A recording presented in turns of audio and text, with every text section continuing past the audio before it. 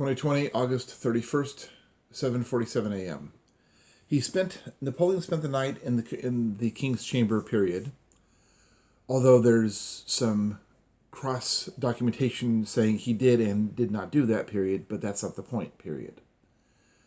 There's another person who spent the night who did some very interesting aspects.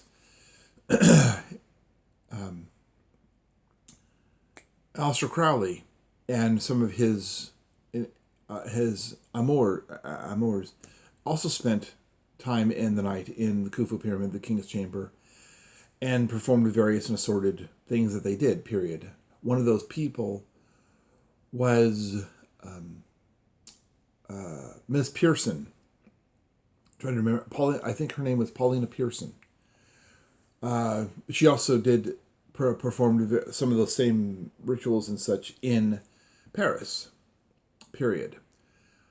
A few weeks later, she was in Paris and discovered she was pregnant and used Air America, the very, very brand new, very, very fledgling private and clandestine Air Force, the Air America, to as quickly as humanly possible, float plane to float plane to float plane, hopscotch across the Atlantic as fast as the planes could take her, period, so that she could then be with her husband in about 10 days, so that the daughter that was conceived in Paris or in the Khufu Pyramid, using an aspect of the Memento Mori ceremony, could then be attributed to her husband, who was in New York, and 8 months later, Barbara was born. 20-some years later, Barbara married George Bush Sr., although he wasn't called Sr. at the time. He wouldn't be called Sr. for another several years, period.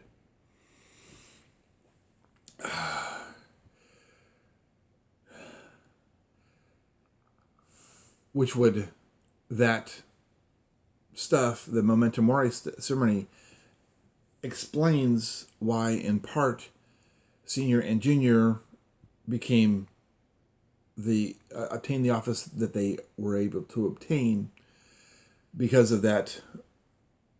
As a old friend of mine from 20, 30 years ago would say, woo-woo stuff. And father and son, John Adams and John Quincy Adams, were also related to and were interacted with similar, because they were the first residents of the White House, and there was some stuff going on there, period. There is Thomas Jefferson and his whatever you want to call her, Sally. There's some ceremonial stuff similar to the Memento Mori, similar to what Napoleon and Aleister Crowley did in the Khufu Pyramid. They did in the White House, and stuff happened, period. Now, with Napoleon in the King's Chamber, we have the limited documentation of that are the facts that Napoleon would have known about the ceremony and performed portions of it, because he was a general. He had ordered thousands of people killed. 1A. He had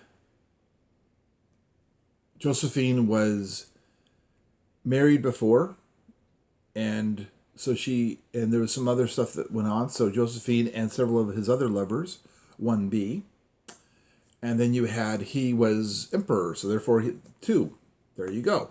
He was emperor, he was Pharaoh, so there you go, period. So it's the same ceremony, the same behavior patterns, and the same ceremony, memento mori, directly associated with ceremonies being done in the king's chamber by several different people over centuries of time, and very interesting cascade effect behaviors and actions and things happen later on that tie together. If you find the same equation in the same equation six different times, ceremony being the being a equation, because if you do the same action behaviors over and over again, that becomes an equation. That becomes a sequence of variables that are done.